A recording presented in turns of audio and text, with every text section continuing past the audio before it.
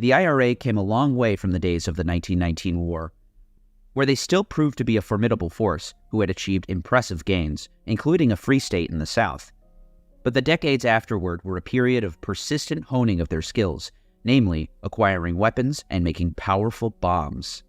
The notorious decision to overturn prisoner of war status for Republican prisoners resulted in the now famous hunger strikes.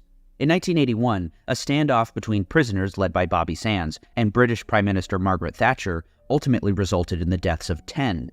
The IRA, who had by this point split into two factions, the official IRA and the Provisional IRA, blamed Thatcher's intransigence for their slow death by starvation.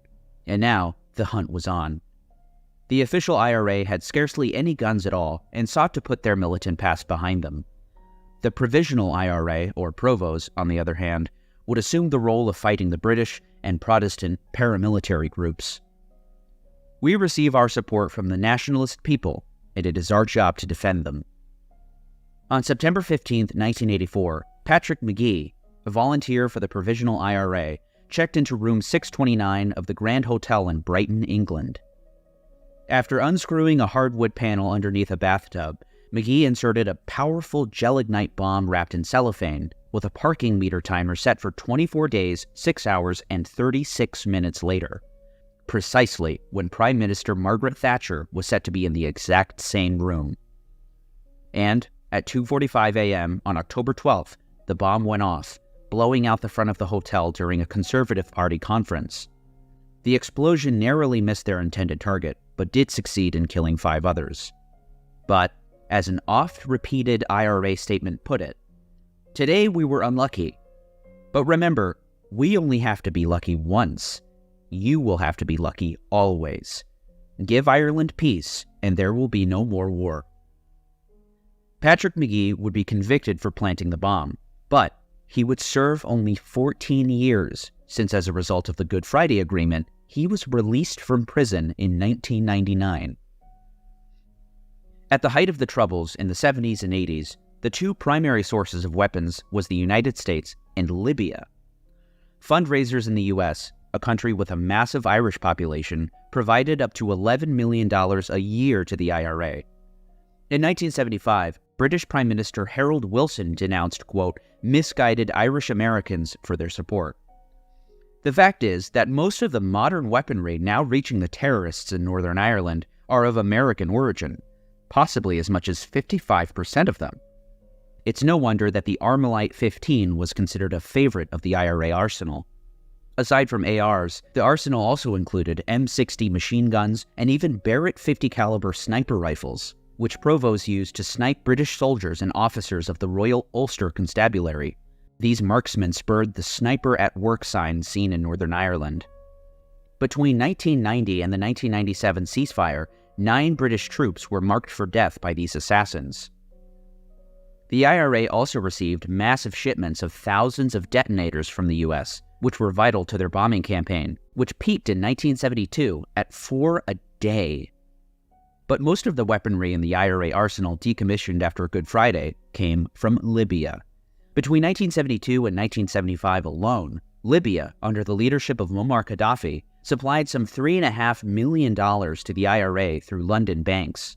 In March 1973, the Irish Navy arrested IRA Chief of Staff Joe Cahill aboard the Claudia, a ship sailing toward the Irish coast carrying 5 tons of weapons. The load included 750 rifles and machine guns, 500 hand grenades, 100 cases of anti-tank mines, 230 kilos of gelignite, as well as detonating cords. And this was just one shipment. Gaddafi also furnished the IRA with heavy machine guns, including Russian Dishkas, which were used to shoot down a British Lynx helicopter in 1988. In another attack in October 1989, a Dishka was used on an RUC car, with one of the bullets piercing the gas tank, killing Constable Michael Marshall. But perhaps most importantly of all was the Czechoslovakian-made Semtex explosive, similar to malleable and highly explosive C4. A 1986 shipment from Libya would be the biggest yet, containing 80 tons of weapons, including RPGs, 10 surface-to-air missiles, and 1 ton of Semtex, which supplied all Semtex bombings after 1986. The weapons were promptly unloaded onto tractors and towed into secret IRA bunkers. The IRA's MO was not targeting of civilians, but British government officials and especially soldiers and police. By 1971, the IRA had set off 153 bombs, targeting Protestant businesses in Belfast, avoiding civilian casualties when possible. But as 1971 commenced, the bombing campaign accelerated rapidly.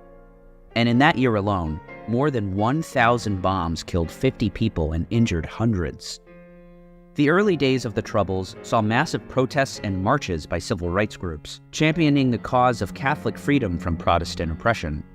As the police and British Army clamped down on these protests through beatings, raids, and rubber bullets on protesters, they quickly drew the ire of Republicans. Their solution was the petrol bomb, and young Republicans from the Bogside Republican Youth would distract British troops to try to corral them into vulnerable positions where they would pelt them with jars filled with gasoline and a cloth wick which was lit before it was thrown. Of the 3,000 police serving in the opening of the Troubles, 10% of them suffered burns from these incendiaries. The bombardiers only became more clever as time went on. In the 1970s, firebombs were contained in cardboard boxes with a wooden peg sticking out. Inside, the wooden peg was held by a clothespin. When the peg was removed, the clothespin closed, connecting two wires leading to a battery-powered heating element, which ignited the incendiary, causing a massive fireball. In 1973, the cardboard was replaced by cassette boxes and contained a watch timer. These firebombs could now be set to explode at specific and carefully calculated times. Of course, we're only seeing the usual pattern. As I've covered in my videos on the Iraq and Vietnam insurgencies, the common language of small bands of poorly armed and poorly trained fighters is the IED. It's hardly a new weapon. The improvised explosive device was used during the Second World War by anti-Nazi resistance groups. The term became regular parlance with the advent of the Provisional IRA bombing campaign beginning in the late 1960s. Indeed, so closely connected with the IRA campaign were IEDs that you could be forgiven for calling them Irish explosive devices. With the civil rights movement and British suppression, as well as the IRA's response, the British Army commenced Operation Demetrius in 1971. Demetrius was the program of internment of suspected IRA fighters. The number of interned varies, but it is of little doubt that the number ranges in the thousands. It was internment that prompted the demonstrations in Derry on Sunday, January 30th, 1972. It was here that members of the Parachute Regiment opened fire on unarmed protesters, killing 14, an incident immortalized as the Bloody Sunday Massacre. Indeed, this massacre even overshadowed the earlier massacre in August 1971, where Parachute Regiment troops again mowed down civilians in Belfast, killing 11. It's no surprise that when the IRA hit the Parachute Regiment in August 1979, they were out for blood. It was personal. As we have seen with other resistance movements, internment and mass killings do not dampen support, but only makes recruitment soar. And that's exactly what happened following Bloody Sunday. And after Bloody Sunday came Bloody Friday. In just 2.5 hours on July 21st, 1972, no fewer than 22 bombs went off in Belfast, with 2 of them killing 9 people. This attack would utilize the weapon that the IRA pioneered, though they get little credit for it. At 3:10 p.m., a car bomb exploded outside of a bus depot on Oxford Street, killing 2 British soldiers and 4 Protestant bus workers. At 3:20, another car containing 23 kilos of bombs exploded at a row of shops, killing 3 people. And those were just 2 of them. Belfast was under siege. As the Belfast Telegraph put it, this city has not experienced such a day of death and destruction since the German Blitz. Indeed, Belfast had become a full-blown war zone. What follows are the words of journalist Peter Taylor, quoting an unnamed police officer.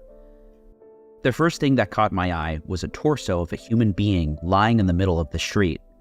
One of the victims was a soldier I knew personally. He had his arms and legs blown off, and some of his body had been blown through the railings. One of the most horrendous memories for me was seeing a head stuck to a wall. A couple of days later, we found vertebrae and a rib cage on the roof of a nearby building. Seagulls were diving onto it. I tried to put it at the back of my mind for 25 years. Even Brendan Hughes, an officer commanding for the Provisional IRA, believed that the operation was a failure. What happened on Bloody Friday was a disaster. It was largely the fault of the IRA. There was never an attempt at any time to kill people with the car bomb because the people who were putting the car bombs there had their own families shopping there as well. Despite this, the IRA had killed innocents, and it was blunders such as this one which prompted the IRA to institute a warning system whereby press would be notified through coded messages that a bombing was to take place in a certain area, which helped the IRA avoid scores of potential casualties, assuming, of course, they were civilians. When it came to British forces, it was open season. Such as in December 1979, when a large improvised roadside bomb blew a British Army Land Rover into the air, instantly killing 4 soldiers. Or May 1981, when a 1,000-pound bomb was detonated via remote control, destroying an armored vehicle and 5 soldiers along with it. Or July 1983, when 4 soldiers perished after a 600-pound roadside bomb exploded, throwing another armored Land Rover into the air. December 1985, a Royal Ulster Constabulary base was destroyed by a 100-pound bomb, with 2 guards shot dead. Or perhaps the Lisburn bombing, when 6 British soldiers who had just completed a half-marathon in town were struck by a bomb planted under their vehicle. The van was destroyed and all 6 on board were killed. And you can't forget the Ballygalway bus bombing, when a roadside Semtex bomb exploded on a bus containing 36 light infantry soldiers. 8 soldiers were killed. Following this bombing, all British Army soldiers in the area were required to transport troops via helicopter. But still, more troops would be killed a little more than a year later, when the Royal Marine School of Music was bombed, with the roof caving in, killing 11 Marines. Among the most ambitious bombings by the Provisional IRA, rivaled perhaps only by the attempted assassination of Margaret Thatcher, was the bombing of 10 Downing Street, which housed the office of the Prime Minister, John Major. Aside from being the most well-organized and well-disciplined insurgent group the world has ever seen, the IRA were also, without a doubt, the craftiest. Aside from making their own bombs, Provos would make a wide array of weaponry from scratch. All homemade explosive devices were designed under the authority of the IRA's engineering department. From the small, a drogue bomb or improvised anti-armor grenade, essentially a baked beans can filled with a half-pound of Semtex with a small parachute and fin to stabilize it, to the medium, a homemade RPG, or improvised projected grenade, made from a steel tube with a wooden hand grip and a propellant chamber, which launched packets of digestive cookies out the back. This acted as the countermass to reduce recoil. The explosive contained Semtex, packed into a food can. To the large, and perhaps most impressive, Mark X mortar. On February 7, 1991, while Prime Minister John Major met with his cabinet to discuss the Gulf War, a white Ford Transit parked outside of 10 Downing. The driver then got out and drove away on a motorcycle. 3 homemade mortars, sitting in the rear, had been timed to launch 3 bombs in quick succession through a hole carved in the van's roof. One of the bombs descended right on target, but hit a tree, causing it to explode in a garden. The explosion sent the whole cabinet ducking for cover, and created a crater several meters wide. Had it not hit that tree, the cabinet may very well have been killed on the spot. The other 2 bombs were more off target, landing near a police post. Let the British government understand that, while nationalist people in the 6 counties are forced to live under British rule, the British cabinet will be forced to live in bunkers. These were far from the IRA's only assassination attempts. Others were successful, such as when the first Earl Mountbatten of Burma boarded his boat, the Shadow 5, with family and friends, including his daughter and grandson. Unbeknownst to him, a 50-pound remote-control bomb had been planted on board and detonated as they set sail. The boat was pulverized, and Mountbatten's legs were blown off. Also killed in the attack were his grandson Nick and his friend. A member of the royal family, Mountbatten's death would make worldwide headlines, especially since it occurred on the same day as the Warren Point massacre. The IRA had killed Louis Mountbatten, nearly killed Thatcher and now John Major, but the IRA was far from finished. Their rationale for the next and largest bombings would be economic damage. Unlike present-day jihad-inspired attacks, the IRA attempted to avoid maximum civilian casualties. Instead, it focused on what it perceived to be a major weakness in the UK economy: the faltering British and European insurance industry. Essentially, insurers were unable to accurately calculate loss exposure from terrorist bombings. Therefore, since the buildings the IRA destroyed could not be insured, the more destruction wreaked on buildings in England, the higher the bill for the British government. At 9:20 at night on April 10, 1992, a white Ford Transit parked at the building of the Baltic Exchange, a major London shipping market. Inside the van was a bomb containing ammonium nitrate and sugar, ignited by 100 pounds of Semtex. In all, the bomb weighed 1 ton. The explosion killed 3 people and completely destroyed the 13-story tower. The cost and damages from this one bomb alone topped £800 million, compared with $600 million for all the damage caused by 22 years of bombing in all of Northern Ireland. A year later, in April 1993, a stolen Ford Iveco was parked at Bishopsgate. 8 phone calls were made in order to warn police to clear civilians. Inside the van was a large 1-ton ammonium nitrate bomb. It was also the most costly of all the bombings, passing an estimated £1.4 billion.